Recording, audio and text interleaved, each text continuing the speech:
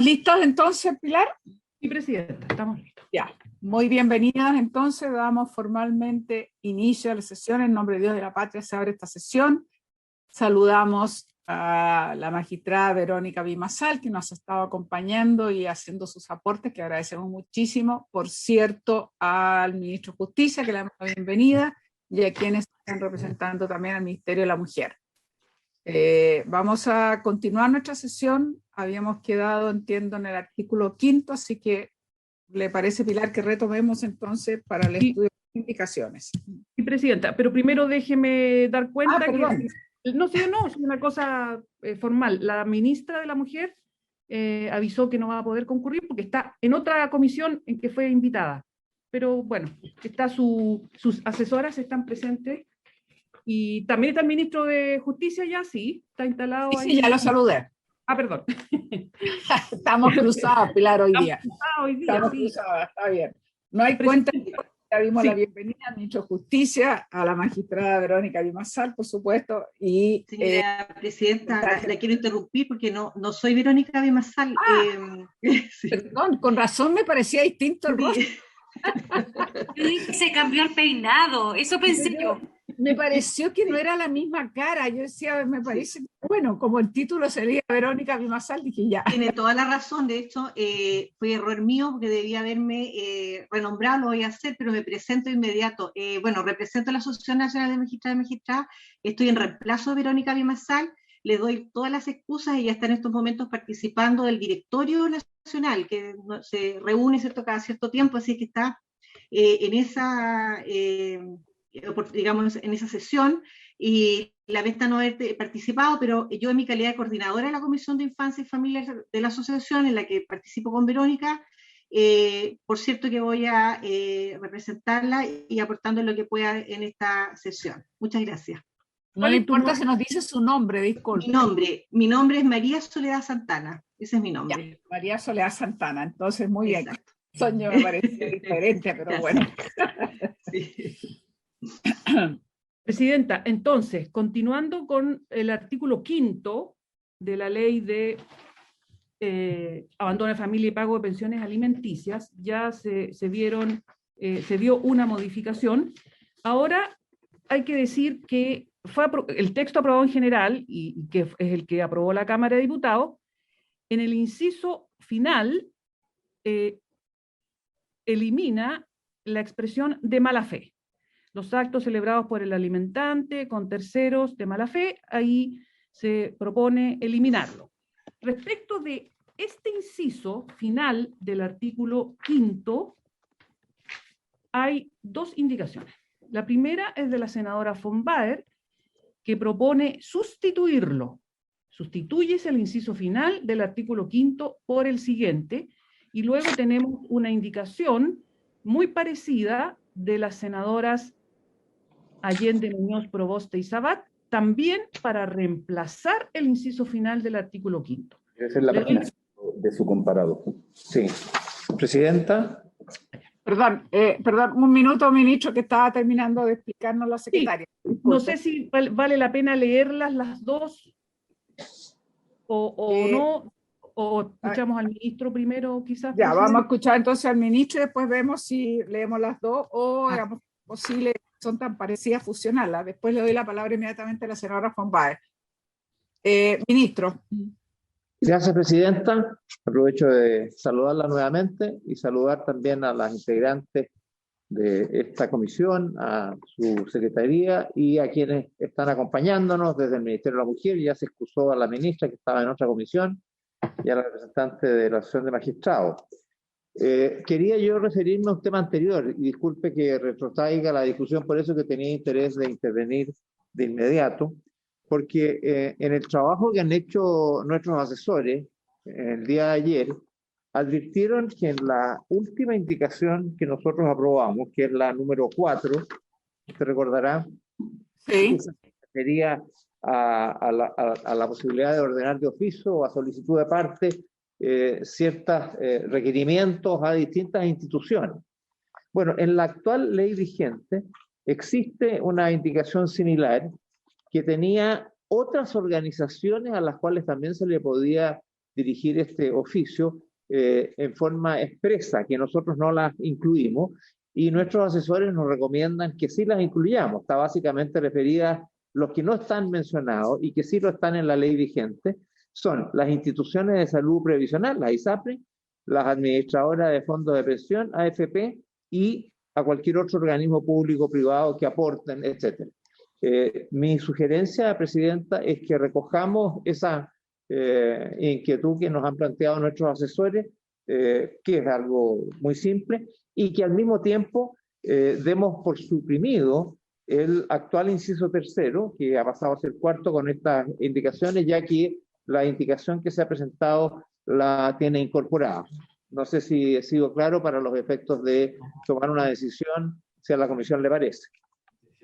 Sí, bueno, ministro, yo le agradezco, yo creo que fue bueno este trabajo entonces de revisión con los porque efectivamente yo creo que voy a consultarle la opinión a la senadora, pero me imagino que estaríamos de acuerdo en incorporar aquellas que existen ya incluso la ley vigente y que pueden aportar. Lo que más nos interesa es aportar la información para poder determinar, como habíamos dicho, tanto la capacidad económica como los ingresos, digamos, en este caso del demandado. Entonces, yo creo que no habría problema. A la senadora von Baer, no veo a la senadora Muñoz, que no alcanzo a ver la pantalla. Pilar, no sé si está la senadora Muñoz para poder... Está la senadora Muñoz, acaba de llegar la senadora. Hola, presidenta.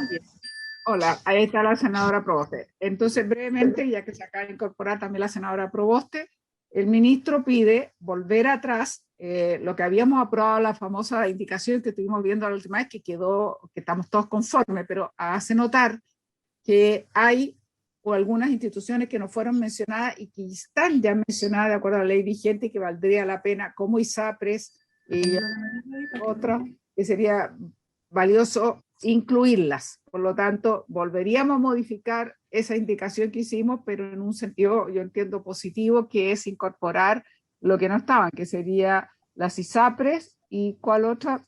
Las AFP. Sí, Presidenta, están ahí en amarillo, ahí usted lo ve, en la mano, la primera columna. La primera columna. Eso es lo que se está refiriendo el ministro. El ministro. Eso entonces, habría que trasladarlo a lo que habíamos aprobado. Exacto. Por lo tanto, este inciso tercero que aparece aquí en el artículo 5º, que nosotros ahí destacamos en amarillo, ese inciso tercero habría que eliminarlo, porque va a quedar allá incluido en el nuevo inciso que estamos haciendo. ¿Habría acuerdo de las senadoras? Entonces yo creo que es positivo que incorporemos ISAPRE, AFP, en fin, todo lo que buscamos es, por supuesto, mayor información para ingreso y la condición económica del demandado. ¿Habría acuerdo? Yo no tengo ninguna dificultad, creo que hay que ajustar bien la redacción, porque vuelve a repetir algunos párrafos que ya teníamos definido en el inciso que aprobamos. Por ejemplo, cuando señala y otras, y en el texto vigente dice a cualquier otro organismo público o privado. Nosotros habíamos puesto otras que aporten antecedentes útiles, que permitan determinar el ingreso y la capacidad económica del demandado. Sí. Sí. Yo sugiero entonces que la idea la podemos aprobar y es un tema de redacción, Pilar. La redacción para la Secretaría. Le podemos dar la Secretaría. Es nada más que un tema de orden de las palabras, de no repetirlas. ¿Habría acuerdo entonces?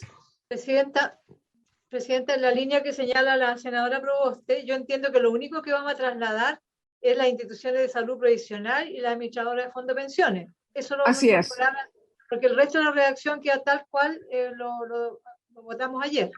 Lo que votamos ayer, exacto. Solo incorporar esas dos que no estaban incorporadas y que valdría la pena incorporarlas. Y con eso ya sí, ya sin efecto eso donde está la letra amarilla de primer y ya nos queda con lo que habíamos aprobado. ¿Habría acuerdo para ello entonces? Presidenta. Sí, ministro. Lo que pasa es que hay la expresión en esta indicación o cualquier otro organismo público o privado, que es más explícita que la redacción que se aprobó ayer. También se podría agregar, incorporar lo que decía la senadora Muñoz. Queda mejor cualquier otro organismo público o privado, porque creo que es más explícito, efectivamente. ¿Podríamos ponerlo así? ¿Habría acuerdo entonces? Sí. Muy bien. Solamente eso. Entonces, Pilar, entonces Sí. solamente ya en tema de ponerlo como viene, la institución lo vamos a colocar aquí. AFP y cualquier otro organismo. Eso reemplaza entonces lo que teníamos y reemplaza, digamos. Y después que respecto el artículo, el último inciso del artículo 3º. ¿De acuerdo? Sí, presidenta. Muy bien. Así es, presidenta. Ahora retomamos entonces, dicho aquello, pasamos a lo que íbamos a ver ahora, que habían dos instituciones muy similares. Le voy a ofrecer la palabra al senador von Baer, que le había pedido. Perfecto.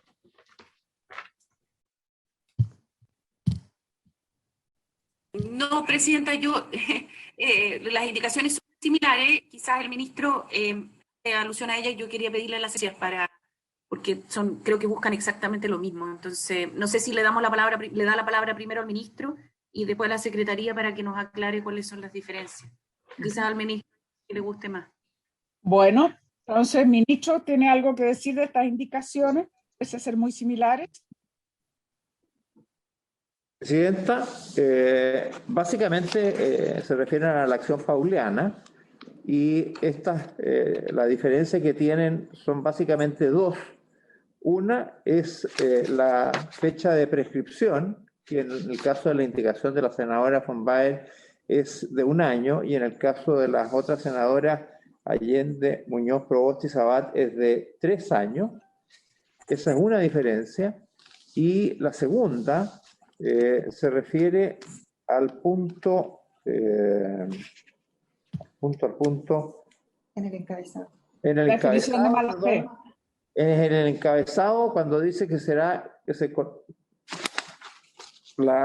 perdón, déjeme encontrarlo, que no lo encuentro. De la senadora von Baer, en el punto 1, el segundo parrafito, ahí dice...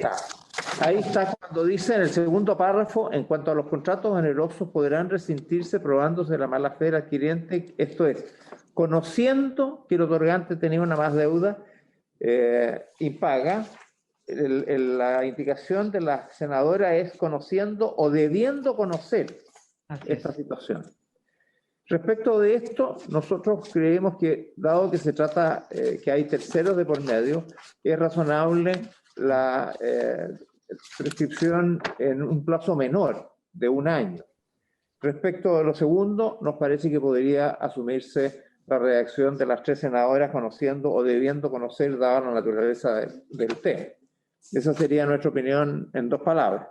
Hay también, Presidenta, del trabajo de la comisión, otra sugerencia que hacen nuestros asesores respecto de esta indicación, que si le parece yo le pediría, usted le ofreciera la palabra a don Milton Espinosa, que puede contarles el acuerdo complementario, una vez que se zanjen estas 2 diferencias a las que me he referido, que hacen nuestros asesores respecto de esta materia, que pudiera ser bueno tenerla presente en este minuto, si le parece.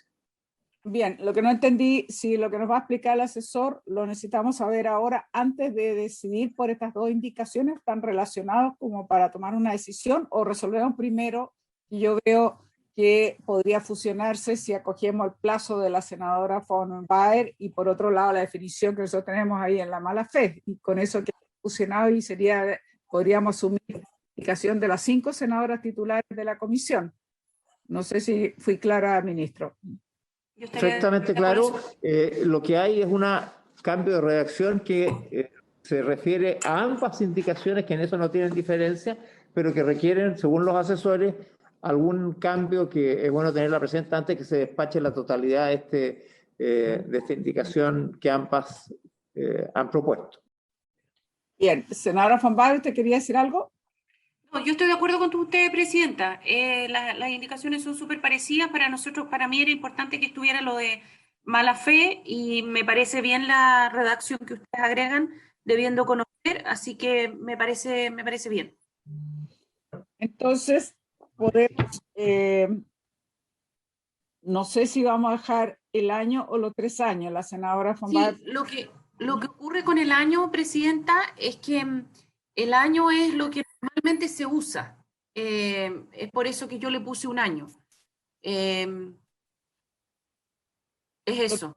Yo creo que nosotros cuando planteamos 3 años es para que hubiera un plazo mayor porque el alimentario pueda demandar que restituyan en el patrimonio, no lo sé, pero yo sería bueno, yo no sé si la magistrada, perdón, la María Soledad. Yo estoy abierta, no es... Le ofrecería la palabra a María Soledad que nos pudiera iluminar, senador Humbert, y ahí resolvemos aquello.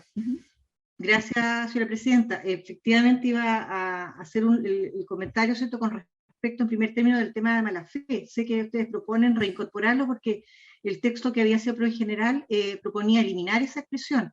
Y como Asociación Nacional de Magistrados y Magistradas estimamos que sería un avance eliminar la expresión, porque la verdad es que dificulta y entraba el tema probatorio en una acción de esa naturaleza en los tribunales de familia. La exigencia de probar una mala fe, la verdad es que no es un avance, sino que habría que facilitar el tema probatorio eliminando esa expresión, porque son situaciones que en definitiva, ¿no es cierto?, van entravando el objetivo que en definitiva reincorporar, ¿no es cierto?, los bienes que salieron del patrimonio del deudor.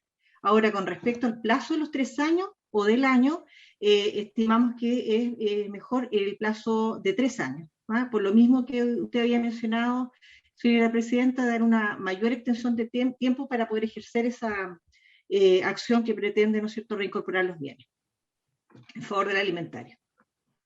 De acuerdo. Senadora, no sé si tienen alguna opinión o el ministro frente a lo que acaba de señalar la magistrada.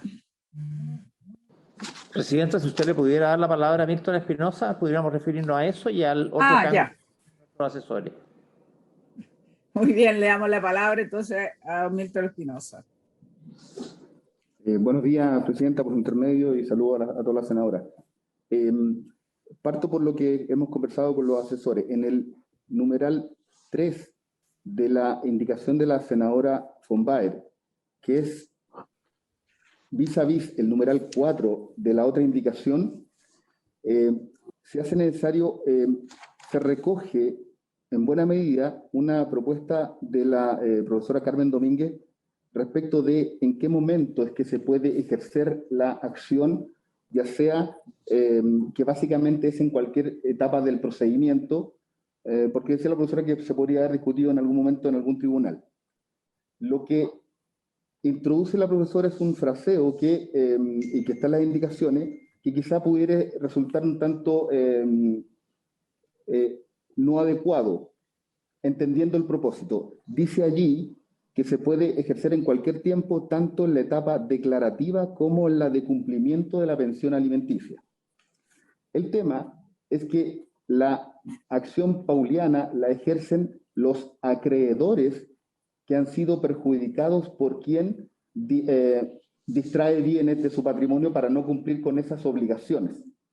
El tema es que en la etapa declarativa aún no tenemos deudas fijadas por resolución y por lo tanto no tenemos un acreedor que pueda perseguir mediante acción pauliana un acto que le ha sido fraudulento.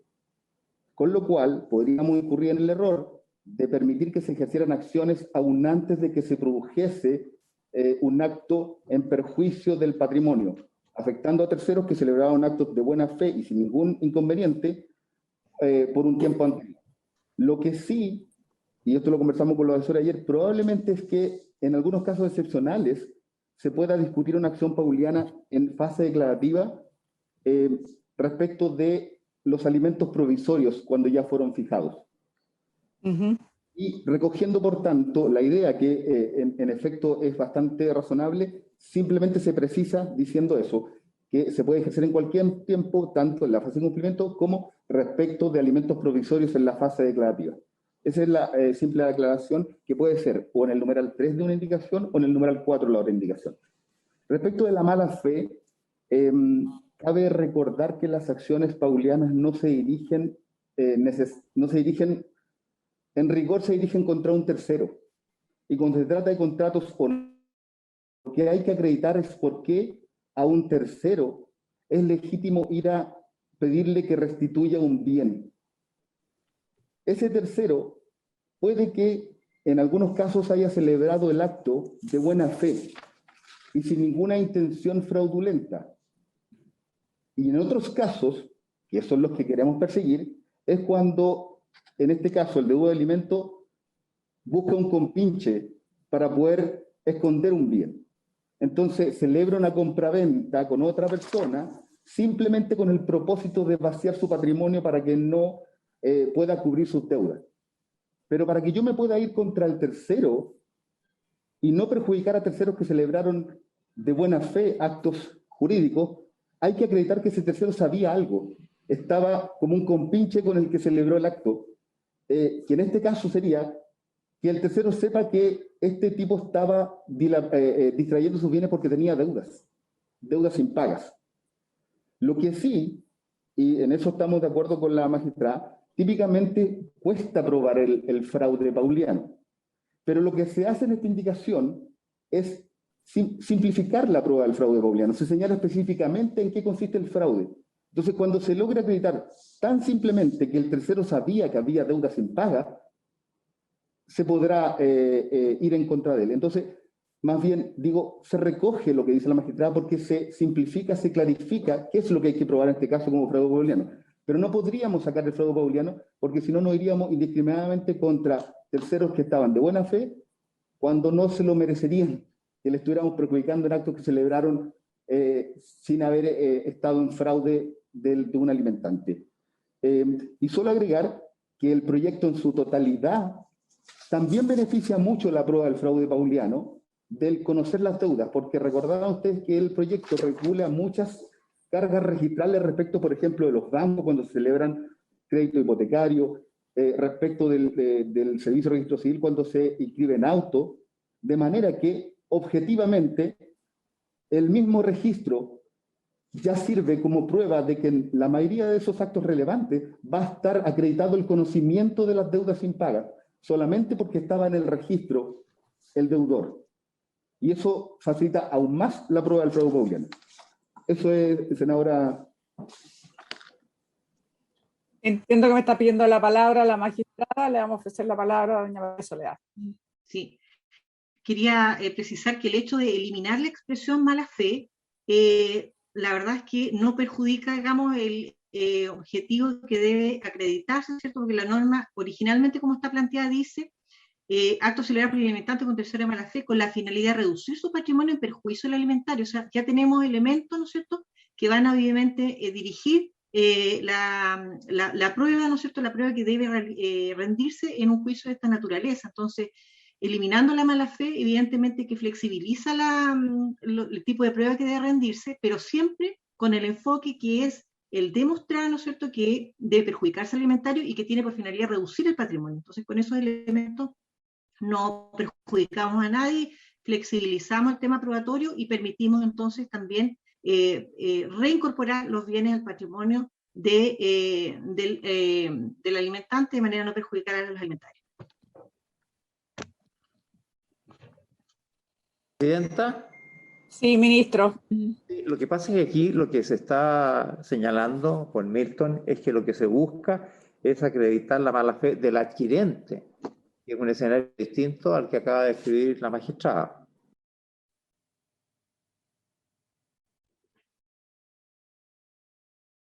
Senadora von Baer, que tiene silencio. Sí, disculpe. Es solo para entender. En el caso del artículo de la Cámara, el quinto final, lo que se saca es de mala fe en el caso del alimentante. Eso es lo que entiendo yo.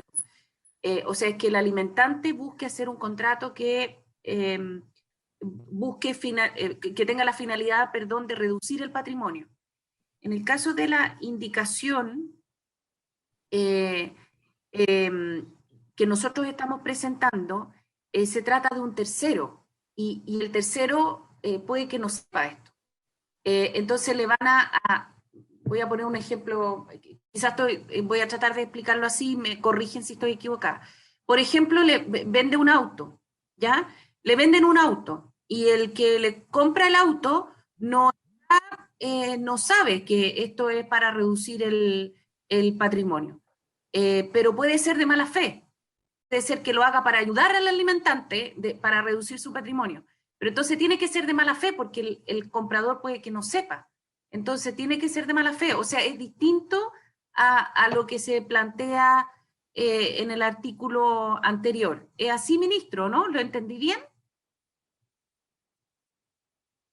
Darle la palabra al ministro, yo quiero también entender, si eliminamos la palabra mala fe, como está diciendo la magistrada, lo que se trata es, respecto a los contratos onerosos, que podrían rescindirse si el adquirente conocía o debía conocer que el otorgante tenía una o más deudas alimenticias impagas. Yo no sé si eso es lo que estaban buscando los asesores y con eso se subsana. Sería bueno, entonces, saber más. Está levantando la mano la magistrada. Doña María Soledad, le ofrezco la palabra y después al ministro para ver si nos aclaramos bien este punto, porque estamos un poquito confundidas, creo yo, todavía, para entender bien. Magistrada. Yo creo que el énfasis aquí, la preocupación es básicamente es la mala fe respecto al alimentante, porque difícilmente podríamos, ¿no es cierto?, cautelar situaciones que tengan que ver con los adquirentes. O sea, yo creo que si uno tiene el énfasis, digamos, en lo que es la tramitación de la pensión de alimentos, habrán otras acciones que evidentemente podrá ejercer el adquirente con respecto, ¿no es cierto?, a la rescisión de acto y contrato que celebró con el alimentante. Y eso, la ley le va a precaver esas acciones. Yo creo que lo que hay que poner énfasis básicamente es en demostrar que el alimentante, ¿cierto?, es el que realizó un acto de disposición que perjudica al alimentario, y cómo lo perjudica, obviamente sacando bienes de su patrimonio. Entonces yo creo que la preocupación hacia el adquirente es explayarse a situaciones que en definitiva no debieran estar en la preocupación de la ley de pensión de alimentos. Eso es lo que... le voy a ofrecer le voy a ofrecer la palabra. Pregunta nomás. No sé si terminó, magistrada, pero yo creo que lo que sí. está diciendo a mí me hace mucho sentido. Digamos que nuestro principal foco de atención tiene que ser, por supuesto, al alimentario, ¿no? Que no quede perjudicado, y que hace el alimentante, que es como disminuir el patrimonio para evitar, digamos, de alguna manera pagar esa pensión o tener que responder por esa pensión. Entonces, sería interesante, si entiendo bien que ese es el sentido principal. Perdón, la senadora Muñoz me estaba pidiendo la palabra. Sí, muy breve, que no sé si no logré comprender bien, pero ¿quién prueba la mala fe del adquirente? Se tiene que... ¿Presidenta? Sí. Si la yo magistrada creo que puede... creo que estamos confundiendo dos cosas, perdóneme, pero porque el articulado actual solo se refiere al alimentante, ¿ya? Y es ahí donde en la Cámara se sacó la mala fe, ¿ya? La indicación que presentan tanto las senadora Muñoz como la senadora Isabel Allende y yo, que son dos indicaciones distintas, agregan al tercero, al contrato oneroso del adquiriente. O sea, se agrega uno más, ¿ya? En el fondo, nosotros lo que estamos haciendo es decir, oiga, no solo tiene culpa el alimentante, sino que también tiene culpa el adquiriente cuando sabe que lo que está haciendo es reducir el patrimonio del alimentante. Entonces son dos temas distintos. Uno es como está la ley actualmente, donde se quita la mala fe, y lo otro es el tercero. En el caso del alimentante, yo no sé, ahí no tengo opinión, y me gustaría escuchar al ministro qué es lo que opina de sacar la mala fe, pero en el caso de si es que nosotros agregamos a un tercero, yo sí creo que es importante la mala fe, pero es porque estamos agregando a un tercero que actualmente no está en la legislación. Le voy a ofrecer la palabra a la magistrada y después al ministro. Sí, que yo, observando, digamos, la indicación, insisto que, claro, al incorporarse a este tercero adquirente, ¿no es cierto? Porque el texto dice, en cuanto a los contratos onerosos, podrán rescindirse probándose la mala fe del adquirente. Y pueden, dice el punto número 1, pueden rescindirse los actos y contratos gratuitos. En general van a ser siempre contratos onerosos los que van a celebrarse con esa finalidad, ¿no es cierto?, de reducir el patrimonio. Entonces, agregar un elemento de probar mala fe hacia el adquirente, insisto que son elementos que van a entrampar el ejercicio de esta acción. A mí me parece que no sería, digamos, favorable en ese sentido. Entiendo la aclaración que hace la la senadora von Baer, pero en realidad el incorporar y probar mala fe del adquiriente va a dificultar muchísimo el objetivo, digamos, de reincorporar los bienes del patrimonio. Ministro, le ofrezco la palabra. Le pido se la ofrezca a Milton Espinosa para que pueda explicar bien el conjunto del tema, porque hay que entender bien en qué consiste la acción pauliana, por qué se distinguen en contratos onerosos o gratuitos. Pueden haber actos gratuitos también para disminuir su patrimonio, como una donación. ¿Por qué se puede rescindir cualquiera de ellos cuando hay perjuicio del alimentario? Esto es lo que le pidiera a Milton pudiera explicar en forma más sistemática esto y el alcance de las indicaciones que se han planteado. ¿Cómo no? Muy bien, don Milton, tiene la palabra. Ahora, voy a tratar de explicarlo con dos actos más característicos. Para empezar, porque hay que decir que no necesariamente son actos onerosos los que típicamente se celebran. Los más característicos son o una donación o una compraventa. El primero es un contrato típicamente gratuito y el segundo es típicamente oneroso. Y son los dos que se suelen hacer para poder distraer bienes. Lo que ha hecho la legislación codificada desde su origen, es decir, bueno, son dos los requisitos distinguiendo entre un acto como una donación o un acto como una compraventa. Si se trata de una donación, se requiere un requisito, que es el perjuicio al acreedor. Siempre se va a requerir el perjuicio, pero en ese caso, tratándose de actos gratuitos como la donación, dado que el tercero no desembolsó nada, no se le pregunta nada al tercero. Si el acto fue, si la donación, si yo le entrego mi casa a un tercero, ese tercero no está haciendo ningún sacrificio económico. Entonces, si se llega a comprobar que yo lo hice en perjuicio de mis hijos, pueden retrotraer ese acto y traer la casa de vuelta sin necesidad de comprobar nada en el tercero porque el tercero no desembolsó nada. Ahora, cuando se trata de onerosos, como el tercero compra y está pagando, lo que hay que probar, además del perjuicio, que siempre hay que probarlo, hay que probar que ese tercero estaba de mala fe, que sabía cuál era la mala situación económica que estaba llevando esta persona que lo llevó a tratar de esconder sus bienes. Entonces, para llevar la suma, en las donaciones se prueba el perjuicio, nada más, y en las compraventas se prueba el perjuicio y que el otro estuvo de mala fe. Si esto no se colocase, por ejemplo, yo hace muy poco acabo de comprar mi casa. Si ahora quisiera alguien venir en contra mía, me la podrían rescindir y yo tendría que estar devolviendo mi casa sin tener arte ni parte, porque nadie se hizo el tiempo de comprobar que yo sabía y estaba actuando de mala fe. Y les diré que yo no estuve actuando de mala fe en la compra de mi casa, pero podría perderla. ¿Por qué? Porque le estamos sacando el requisito de la mala fe. Ahora, dicho eso, nuestra legislación lo regula en el artículo 2468 del Código Civil en estos términos, distinguiendo entre acto gratuito y oneroso.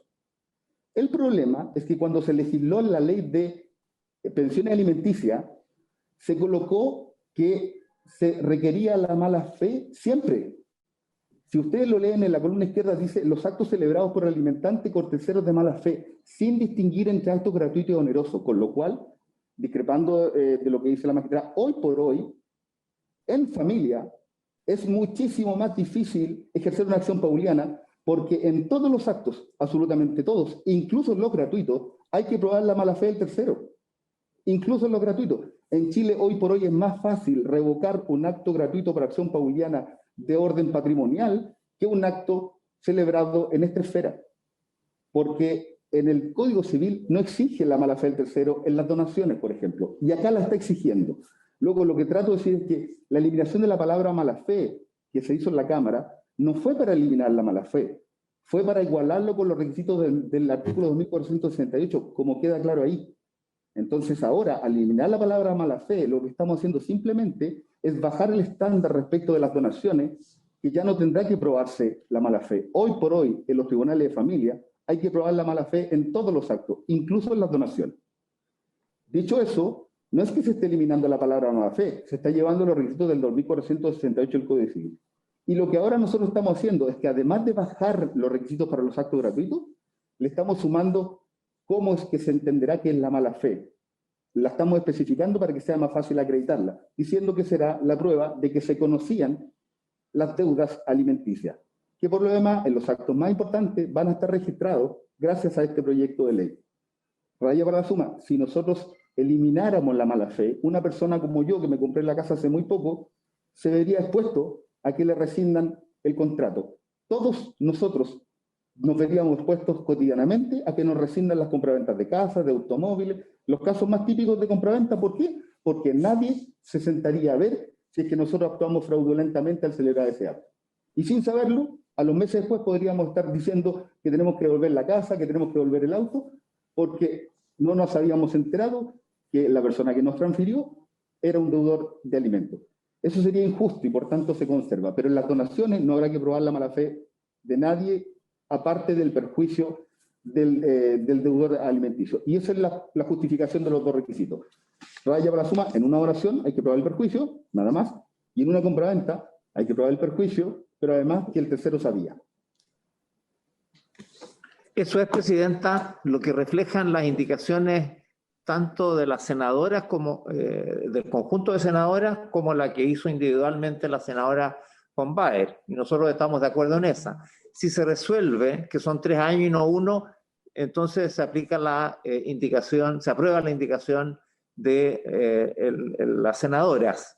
Y si se aprueba conociendo o debiendo conocer, se aprueba la indicación de la senadora. A eso habría que corregir la redacción que explicamos recién, que estaba recién ahí, la pude ver que Pilar la incorporó ya en el texto para votarla. Eso es lo que nosotros sugerimos, que está ahí la propuesta, que en realidad no es del Ejecutivo solamente, es una propuesta que se conversó con los asesores para perfeccionar en ese aspecto la acción pauliana que se está incorporando.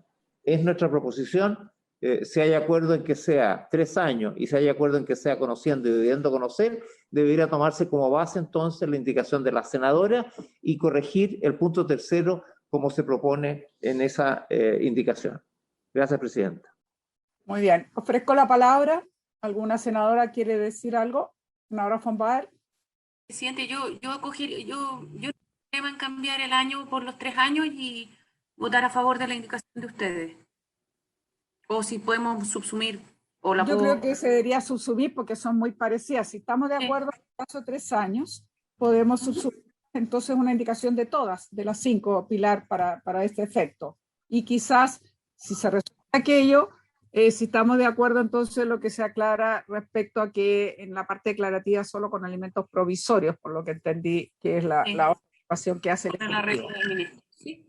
Exacto, que ya sabía. No sé si habría acuerdo. Consulto. Senadora Muñoz. Sí, Presidenta, también lo que no sé qué pasó con el concepto mala fe, porque ahí en una parte ya me perdí. Sí, Presidenta, sí, porque las indicaciones, que en principio estarían por aprobarse, sustituyen el inciso final del artículo 5º, o sea, dejan de lado lo que aprobó la Cámara y se sustituye por estas indicaciones. Esa es la propuesta. Reemplazas el inciso final del artículo 5º.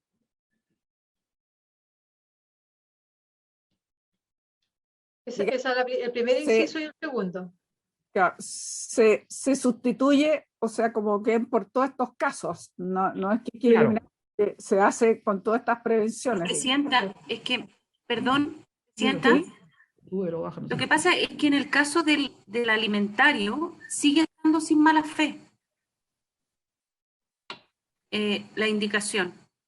Dice, el alimentario tendrá derecho a que se rescindan los actos y contratos celebrados por el alimentante con la finalidad de reducir su patrimonio en perjuicio del alimentario.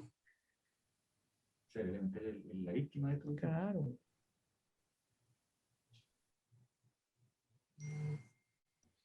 Perdón, Presidenta. A ver, ministro. No hay perjuicio, Presidenta, es perjuicio del alimentario. Si no hay perjuicio del alimentario, entonces da lo mismo que haya vendido o no bienes a un tercero de buena o de mala fe, da lo mismo. Aquí primero el perjuicio. Y segundo, cuando se trata de actos gratuitos, no se requiere probar mala fe del que adquirió, del que recibió la donación. Solamente si hay perjuicio. Y en el caso del acto oneroso, ahí sí se exige la mala fe del adquirente para poder invalidar ese acto. Esto es lo que recoge la indicación de ambas. Y está bien, esas indicaciones están bien. Más todavía si la senadora von Baer se ha sumado a la otra, se han fusionado las indicaciones. Esto es lo que ustedes están proponiendo, que nosotros estamos de acuerdo, salvo un ajuste que usted muy bien describía respecto de incorporar en la etapa declarativa a los alimentos provisorios ya definidos, que es una cuestión de redacción que está en ese texto que está ahí en la pantalla en este minuto. Me parece que eso resuelve este tema en forma clara y precisa. Muy bien, entonces si hay acuerdo, fusionamos las indicaciones, son de las 5 senadoras, una que recoge todo esto y con la, digamos, la redacción que propone el Ejecutivo en la etapa declarativa, que decíamos que básicamente se refiere a los alimentos provisorios impagos. ¿Ya? Pregunto. Entonces, si hay acuerdo, se votaría como las 5 senadoras como autoras de esta indicación y sí aclarar lo que se refiere en la etapa declarativa, en el cumplimiento, como decíamos, de la pensión alimenticia. Perdón, es que tiene el ministro el micrófono abierto y se oye lo que están conversando e interfiere. No sé si habría acuerdo entonces en la propuesta de fusionar. Aparecemos las 5 senadoras con estas indicaciones, se aprobarían y como ya lo he señalado, con el agregado que hace el Ejecutivo en relación a la etapa declarativa. ¿Habría acuerdo? Sí, presidenta. Senadora Muñoz. Sí, voy a aprobar. Me queda dando vuelta el tema de la mala fe, pero bueno. No me quiero abstener, pero lo dejo en la historia de la ley. Ya, dejamos constancia. Bueno, Pilar, entonces tomamos la votación. Sí, la propuesta ya la hizo la señora presidenta. Senadora Muñoz, dejando constancia de su... Dejando constancia digamos, mi aprensión, porque comparto con la magistrada que esto va a entorpecer el procedimiento y lo que estamos buscando justamente es facilitar a las mujeres en este proceso engorroso, que son de verdad, llegan a los tribunales con una carga muy fuerte. Yo creo que lo que nosotros tenemos que tender es a facilitar todos los procedimientos, y si una magistrada que aplica la ley nos está planteando que esto lo va a entorpecer, yo creo que no hemos escuchado bien el mensaje. Pero no voy a votar en contra porque creo que cubre aspectos importantes, pero sí dejo para la historia de la ley, presidenta, mi aprehensión. Perfecto. Vota a favor la senadora Muñoz. Senadora Proboste. Yo, presidenta, efectivamente lo que busca este artículo es evitar que el deudor de pensiones alimenticias empiece a vender sus cosas para no pagar. Entonces, yo seguí bien la discusión, creo que eso es una complicación, digamos, que es el propósito de la indicación, cómo garantizamos el que no se desprenda de sus bienes para no tener que pagar. Ahora, también reconozco que es complejo el establecer la mala fe. Me gustaría que hubiese quedado con la mala fe finalmente, pero rescindir un contrato, no sé, espero que lo estemos resolviendo adecuadamente en beneficio de los menores. Voy a votar a favor, presidenta. Vota a favor. Senadora Sabat. A favor, secretaria. A favor. Senadora von Baer. Al revés. A favor. A favor. Senadora Allende, presidenta. Y también a favor, espero que estemos realmente cumpliendo el objetivo que nos proponemos. Yo espero que así sea, entiendo que votamos a favor y, bueno, esta es la primera parte, votamos a favor y después viene la otra parte de la etapa declarativa. Aprobado por la unanimidad de las integrantes de la comisión, las 2 indicaciones subsumidas. Presidenta, luego hay que ir al artículo 6. Perdón, se entiende que está aprobado Pilar. Vuelve atrás y pone con letra azul lo que sugiere el Ejecutivo en relación al qué momento puede hacer el cumplimiento de la pensión alimenticia y con la aclaración que se hace respecto a la etapa declarativa, que solo sería para los alimentos provisorios. ¿Habría acuerdo en eso? Tendríamos que votar también aquello. Ah, perfecto. Ya. Por favor. Senadora Muñoz. A favor. A favor. Senadora Proboste. A favor. Senadora Sabat. A favor. Senadora von Baer. A favor, secretaria. Presidenta. A favor. A favor. Aprobada por la unanimidad de las integrantes de la comisión. Presidenta, ahora sí. El presidente de la República formula una indicación para modificar el artículo 6º de la ley actual que dice: las medidas precautorias en estos juicios de alimentos podrán decretarse por el monto y en la forma que el tribunal determine de acuerdo con las circunstancias del caso. Toda resolución que fije una pensión de alimentos deberá determinar el monto y lugar de pago de la misma. El Ejecutivo propone sustituir este último inciso por el siguiente: toda resolución que fije una pensión de alimentos deberá disponer el pago mensual y anticipado de un monto expresado en unidades tributarias mensuales y señalar el periodo del mes en que ha de realizarse el pago, disponiendo la apertura de una cuenta de ahorro u otro instrumento equivalente exclusivo para el cumplimiento de la obligación. Lo anterior es sin perjuicio de lo dispuesto en el artículo 9º de esta ley. Este tema lo habíamos visto antes. Sí. Habíamos visto antes que la idea del Ejecutivo es que esto sea las tributarias para uniformar, digamos, eso es lo que yo entiendo, los pagos en UTM. Esto fue en el artículo 4. Con la palabra, no sé si al ministro. Gracias, presidente. Efectivamente, este es uno de los cambios más relevantes que surgió de la discusión y por eso que nosotros planteamos este punto de tener una unidad única para los efectos de facilitar la construcción de este registro y hacerlo más eficiente. Porque al tener distintos sistemas de reajustabilidad, ¿cómo se van incorporando estos al registro? La liquidación se hace mucho más compleja y engorrosa, y eso es precisamente lo que levantaron como inquietud los magistrados y a nivel de la propia Corte Suprema. Y por eso que la fórmula esta nos permite simplificar ese problema. Y las liquidaciones entonces se van a producir de manera más automática por las instituciones financieras correspondientes, ya que va a haber plena claridad de cuánto se debe pagar, en qué forma, sin tener distintos tipos de unidades o incluso no solamente unidades monetarias, sino que también bienes u otro tipo de servicios. Aquí se pagan en UTM y las alimentarias, las madres, serán las que definirán cómo administran estos recursos para cumplir con sus hijos con esos recursos. De manera que esto es un punto que ha sido consensuado también con los asesores de ustedes, con un agregado que me han informado que se conversó en el día de ayer respecto de los pagos extraordinarios, porque esta pensión es la pensión alimenticia normal, la que se determina para los gastos de educación, crianza, etcétera, que corresponden pagar al alimentante, al alimentario y que el juez va a definir. Pero sucede que de pronto, por circunstancias ajenas, aparecen gastos extraordinarios del hijo en común.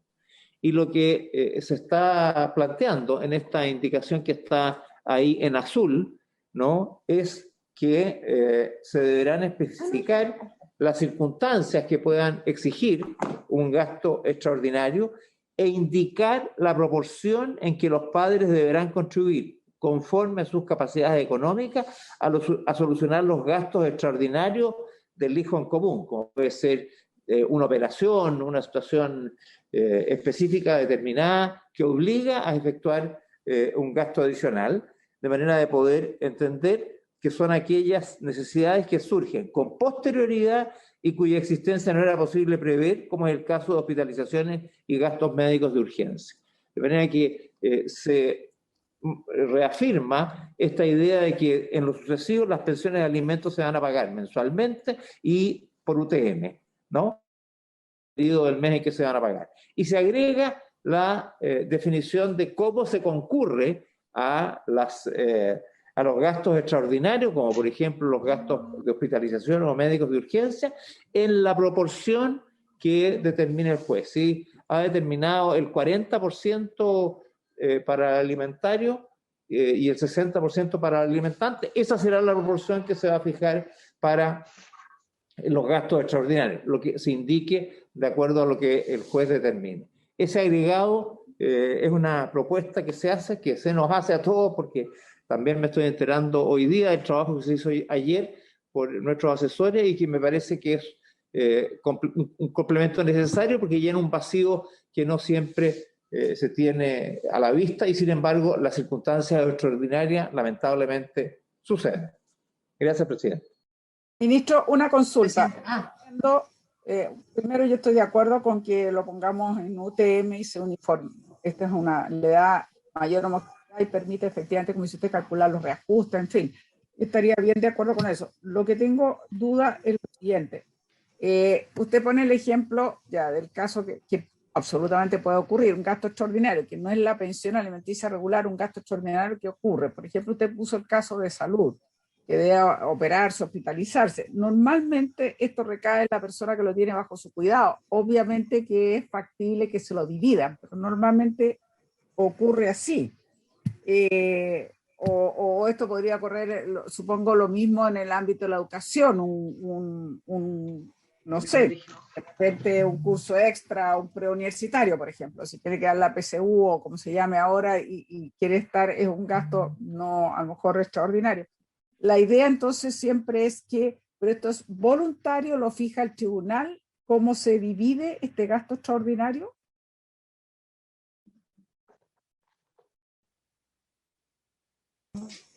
Presidenta. Es una consulta al ministro, pero mientras tanto le doy la palabra a la senadora Proboste. No, presidenta, porque puede ser complementario con su pregunta.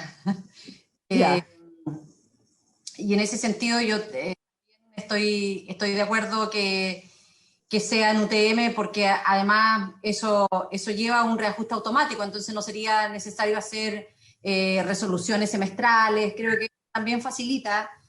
Todo lo que estamos haciendo también tiene que ver con facilitar el rol de mayoritariamente las mujeres, que son finalmente quienes se quedan a cargo de los niños, y por lo tanto son las que tienen que vivir las situaciones que son tan complejas, y por lo tanto creo que este simple cambio a la unidad tributaria mensual permite el que se vaya reajustando y no tener que pasar por estas resoluciones semestrales. Lo que yo entendí de lo que estamos abordando y avanzando en esta propuesta que dice relación con los gastos extraordinarios es que un poco al revés, tomando el mismo ejemplo, muchas veces el hombre dice, oye, yo pagué el hospital, así es que no tengo que pagar la pensión este mes. Y lo que estamos dejando en este texto absolutamente claro es que cuando existe un gasto extraordinario, ese nunca se puede imputar a la pensión de alimentos. Eso es lo que nos parece que es bien significativo de este avance. Pero...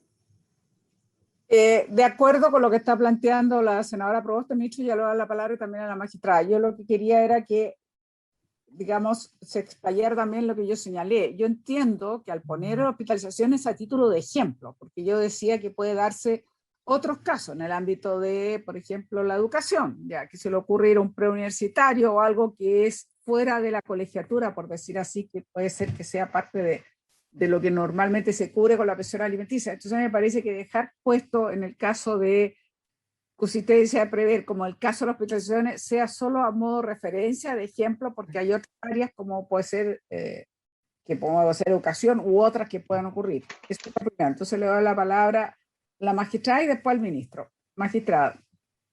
Gracias, señora presidenta. En primer término, señora, nos parece interesante, digamos, este planteamiento y útil.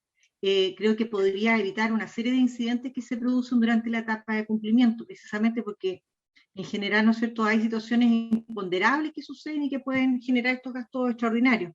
Entonces, el juez o la jueza de familia, en los acuerdos precisamente puede, ¿no es cierto?, arribar a que las partes establezcan parámetros para poder evitar justamente poder regular la forma en que van a asumir estos gastos extraordinarios. Entonces la norma, de esa manera, ¿no es cierto?, si no hay acuerdo, puede guiar al juez a establecer esos parámetros en la sentencia. Se me ocurre, por ejemplo, otro caso, viajes de estudios que se generan en educación media, a veces también pueden generar, ¿no es cierto?, un incremento también de gastos en el tutor, en el cuidador del niño y adolescente.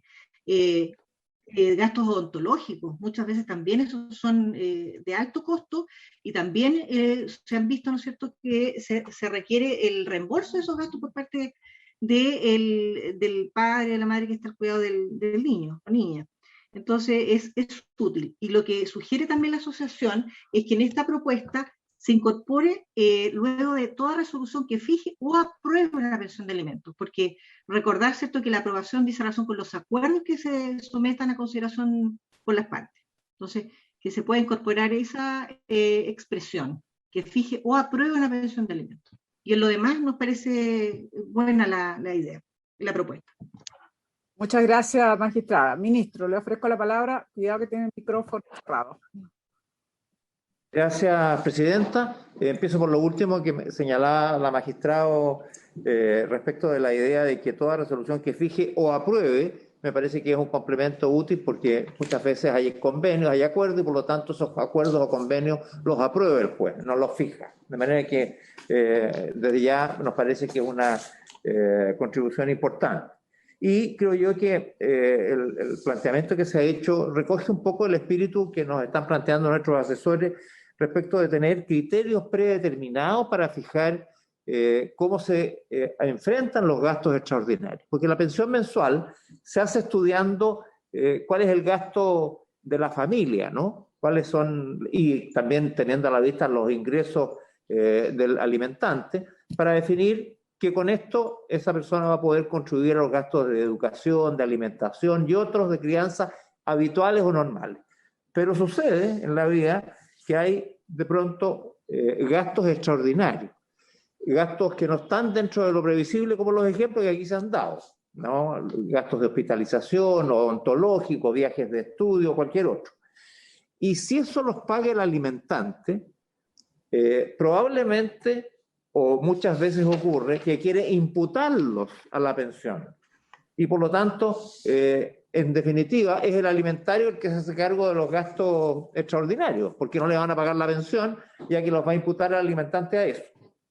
Y de lo que se trata, como me parece que lo decía la senadora Proboste, es que la pensión mensual es siempre permanente y fija. Y si hay gastos extraordinarios, lo que importa, porque a veces los jueces los fijan, pero no es una obligación de hacerlo siempre. Y lo que estamos estableciendo es que, junto con fijar la pensión de alimentos, es fijar un criterio para que cada vez que haya un gasto extraordinario, se determina en qué proporción concurren el alimentante y el alimentario a hacerse cargo de ese gasto extraordinario.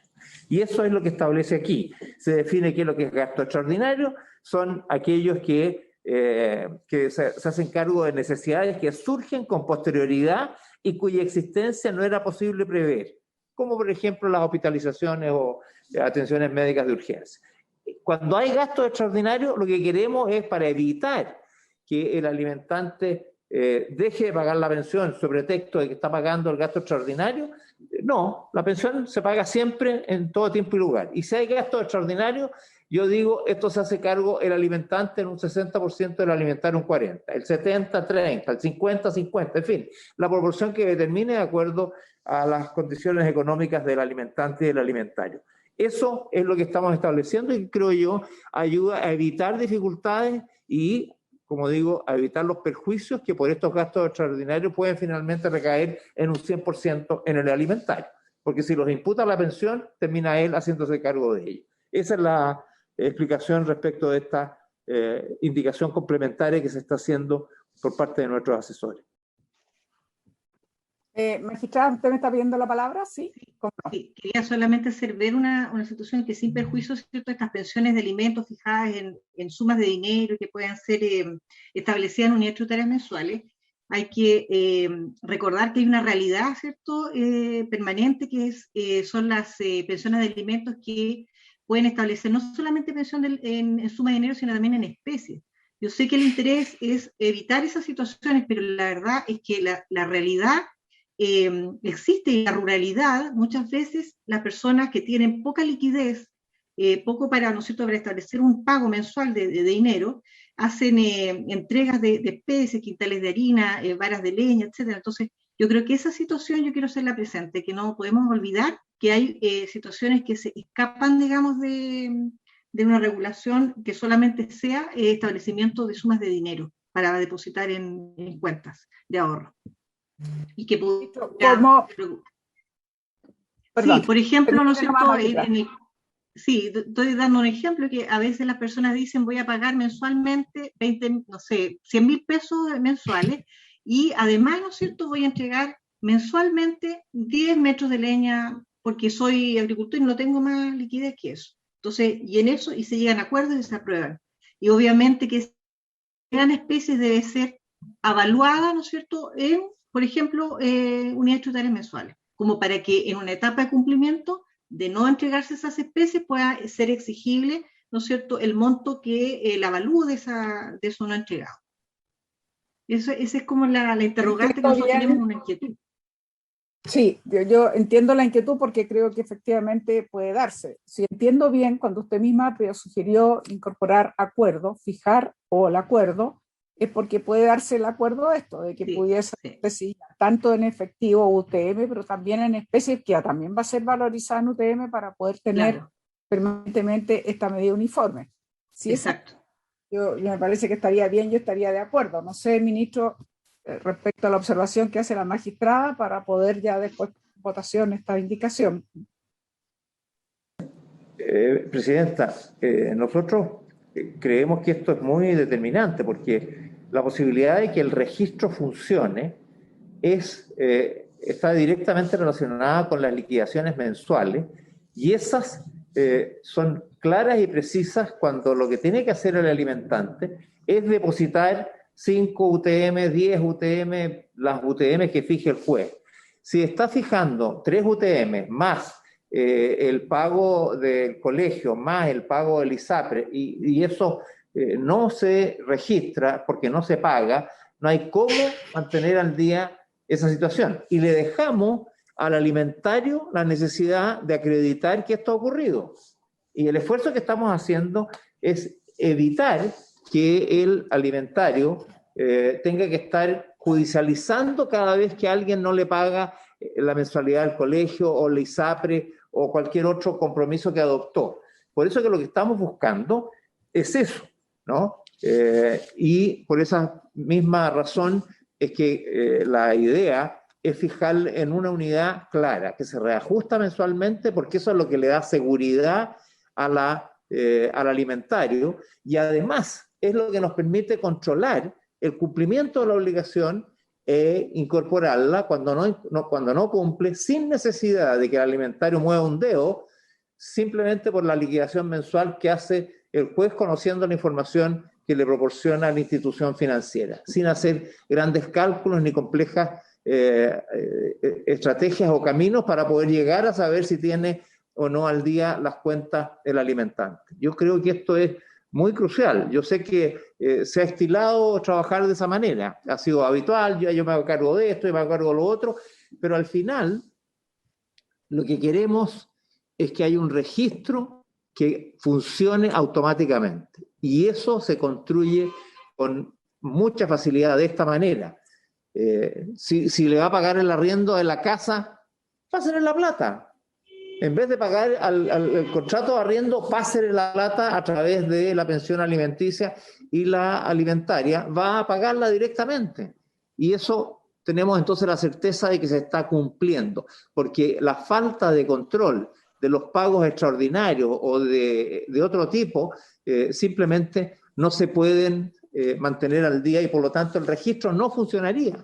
Sí, lo que necesitamos es que el registro funcione activamente y por eso este camino debe terminar en UTM, porque así aseguramos la reajustabilidad para que no se pierda el valor y además como queda especificado en dinero, se puede ir liquidando fácilmente mes a mes, ¿enteraron o no las 5 UTM que tenía que enterar? Si no las enteraron, punto. En cambio, no tenemos que pedirle a la alimentario que vaya a ver si le pagaron el arriendo, que si le pagaron la ISAPRE, que si le pagaron la mensualidad del colegio, etcétera. Este camino nos parece muy, muy necesario y muy importante para los efectos de hacer un instrumento operativo en defensa del alimentario. Bien, le voy a ofrecer la palabra a la magistrada, que veo que está solicitándola, y después entonces procederíamos a ver si vamos a votar esta indicación. Y ya estamos llegando a la hora de término. Magistrada. Sí, estamos de acuerdo con el planteamiento que hace el ministro en el sentido de los ejemplos que está dando. La idea, ¿cierto?, es que ojalá el alimentante, ¿cierto?, no establezca obligaciones de pago directas por parte de él, sino que todo lo que corresponda, ¿no es cierto?, a gastos asociados a educación, a crianza, ¿no es cierto?, alimentación, etcétera, sean depositados en la cuenta de ahorro. O sea, que ojalá él no tenga que pagar directo el colegio, no tenga que pagar la renta de arrendamiento, en eso no lo discutimos. Lo que estamos tratando de hacer presente es exhibir una realidad que no es insolayable, o sea, que existe ruralidad, que existen personas que no tienen liquidez y que evidentemente va a poder eventualmente establecerse una pensión de alimentos en suma de dinero y además complementar, por ejemplo, con entrega de especies. Y en eso es lo que nosotros queremos hacer ver, que probablemente de esa manera, ¿no es cierto?, haya que evaluar esas especies en unidades tributarias mensuales. Hay que valorizarlas igual en unidades tributarias mensuales, pero no podemos excluir esa realidad. Eso es. Gracias. Yo estoy entendiendo bien, magistrada y ministro. O sea, estamos tratando de reducir los pagos directos. Aquí lo que queremos es que se fija una pensión y se paga y va a la cuenta de ahorro y la alimentaria, digamos, resuelve. Maneje ese dinero. Todo lo que tiene, obviamente, que absorber. Entonces, pero puede darse estos casos que son menos frecuentes, pero que podrían darse, como dice la magistrada, pero aquí la idea es, como se mantiene la UTM para que funcione el registro, porque es la esencia de esta ley, entonces tendrían que ser valorizados, comillas, porque estamos tratando de reducir todos estos pagos directos. Pero si llegase a ocurrir, tiene que pagar la pensión, pero si llega a haber un acuerdo que es algo en especie, por llamarlo así, también se reduce a UTM para que esto quede uniforme y se pueda hacer el seguimiento, lo que plantea el ministro, porque si no, efectivamente, si hay muchos acuerdos de pagos directos, colegios u otras cosas, la verdad es que no va a funcionar una vez más y vamos a estar siempre teniendo a la alimentaria que tener que ir a reclamar que no se le pagó a la ISAPRE CME o, en fin, la beca o lo que sea. Entonces, yo creo que, yo no sé si tal como está redactado, digamos, queda claro de que aún si hay un acuerdo que es un pago directo, que debería ser excepcional, debería reducirse a UTM a que pueda funcionar lo que plantea el ministro. No sé, ministro, que me diga si cree que esto queda bien incorporado a lo que es la esencia, porque yo entiendo que es la esencia del proyecto, que es que tiene que haber un registro y que tiene que haber lo menos posible los pagos directos y que esto funcione de la manera más automática y estar eliminando el que todo el tiempo la alimentaria tenga que estar yendo al tribunal y diciendo, mire, no me pagaron, etcétera, etcétera, etcétera. Ministro. Gracias, presidente.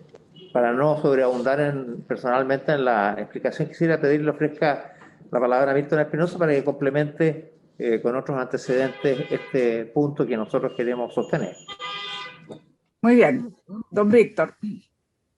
Senadora, lo que está exponiendo la magistrada reproduce buenamente lo que se discutió en las sesiones de análisis con invitados, y con cargo a eso se han introducido una serie de modificaciones por el Ejecutivo y por ustedes para ordenar la situación respecto de cómo se imputan los pagos. Básicamente habría que distinguir entre los pagos en una pensión monetaria, por así decirlo. Segundo, los derechos de usufructo, uso o habitación, que es el otro caso característico. Y tercero, los pagos directos que suelen acordar los padres. En el caso de los pagos directos, léase, para pagar el colegio, para pagar la ISAPRE, etcétera, Lo que se analizó y lo que pusieron los profesores que fueron a la comisión es que más bien se suelen usar para presionar, para gatillar situaciones de injusticia respecto de lo que recibe la mujer para poder pagarle a sus niños, y además para mantener un cierto control. No es la mujer la que ministra con sus hijos los recursos que los niños necesitan conforme le parezca mejor mes a mes, sino que hay un padre que quiere conservar cierto control porque yo pago el colegio, porque yo pago el ISAPRE. Y luego también está estudiado en doctrina y en los antecedentes de judicatura que muchas veces los pagos directos se ocupan precisamente para hacer presión económica. Dejo de pagar para. Por todo eso, y dado que son cifras que en todas ellas se pueden reproducir en moneda, en una cifra monetaria, es que en realidad lo que corresponde es ajustarlo y llevarlo a una realidad en que empujemos a que todo eso se fije en una cifra de la pensión, X monto de dinero, que se le va a referir a la mamá, y la mamá va a pagar el colegio y todo lo demás, sin estar expuesta a presiones, ni que un mes lo paguen y otro no me lo paguen. Separado de eso, están los derechos de usufructo, uso de habitación, que es otro caso característico, está regulado en el artículo 9, de manera que se puede hacer ese trabajo, siempre lo han podido hacer los magistrados con cargo a lo que regula el inciso segundo del artículo 9 de la ley. Y tercero, pagos en especie. La verdad es que yo me estaba imaginando qué se podía hacer en pago en especie. No sé, estamos pensando en entregar frutas, verduras, leña. Son casos bastante curiosos, por así decirlo. No es que se suelan pactar pagos en especies. Más bien, habría que volver a lo anterior. Se suelen pactar cifras monetarias y se suelen pactar derechos de usufructo, uso de habitación. Para el derecho de usufructo, uso de habitación lo hemos mantenido en el artículo 9, nadie lo está modificando, ni el Ejecutivo, ni la senadora. Y para lo que es cifras monetarias, lo estamos llevando a un ajuste de manera que no hayan pagos directos porque son innecesarios, porque todos se pueden traducir en una cifra de lo que se le va a tener que transferir a la madre para que no haya presión económica, para que no se dejen de pagar, etcétera, y por lo que explicaba el ministro, para que todo sea fácil de reajustar. Dicho eso, hemos modificado este artículo que como está, la verdad es que da cuenta de ello más lo que está en el artículo 9 para el derecho de usufructo, uso de habitación. El inciso primero del artículo 9 lo estamos suprimiendo para que se reduzcan los pagos directos y estamos regulando, ustedes acaban de aprobar una norma por la cual se imputarían después los gastos extraordinarios, con cargo a lo que esté fijando el tribunal mes a mes, perdón, que es esta misma regla. Y solo para concluir, plenamente de acuerdo con lo dicho con la magistrada respecto de el aprobar, tan solo aclarar que en la regulación sistémica que tenemos, las pensiones que son convenidas están reguladas en el artículo 11, que está mucho más abajo. Entonces, cuando sigamos avanzando el artículo 9, vamos a llegar a los derechos de usufructo, uso de habitación. Cuando lleguemos al 11, vamos a llegar a los ajustes respecto de las pensiones convenidas, y efectivamente ahí dice, habla de pensiones aprobadas. De acuerdo. Dicho todo esto, entonces yo sometería a votación, porque ya estamos llegando a la hora de término, para ver si podemos votar esta indicación. Pilar. Presidenta, entonces, la presidenta pone en votación la indicación 7 con las modificaciones que están en azul. O sea, es un solo todo. Senadora, eso solo todo, perdón. Una cosita, sí. Pilar, que no olvidé. Ministro, yo lo que le decía así es que ustedes mencionan específicamente el caso de hospitalizaciones debiera ser, porque a modo de ejemplo, porque no nos podemos remitir solo a las hospitalizaciones. Ya hemos visto que hay muchos casos que pueden ser no solo de hospitalizaciones. Entonces, es solo como a modo de ejemplo. Habría que redactar algo así que quede claro que es solo a modo de ejemplo. Pero menor. Yo creo que la esencia se entiende. Meto a votación y se puede redactar. Claro. Estamos de acuerdo que ponga algo que diga que sea solo modo de ejemplo. El caso. Ya, Pilar. Presidenta, ahí podría ser, por ejemplo, tales como el caso de hospitalización, claro. y por ejemplo, no sé, pero ya. Claro, entonces la presidenta viaje, lo pone en votación. Senadora Muñoz. A favor. A favor. Senadora Proboste. Yo voy a votar a favor por lo que había señalado, presidenta. A mí me parece que es muy importante que se deje claro que los gastos extraordinarios no pueden ser imputados jamás a la pensión de alimentos. Vota a favor, deja constancia. Senadora Sabat. A favor también, secretaria. A favor. Senadora von Baer. A favor, y me parece que este es un cambio fundamental. Creo que el que se exprese el monto en unidades tributarias mensuales permite hacer un seguimiento y una reajustabilidad.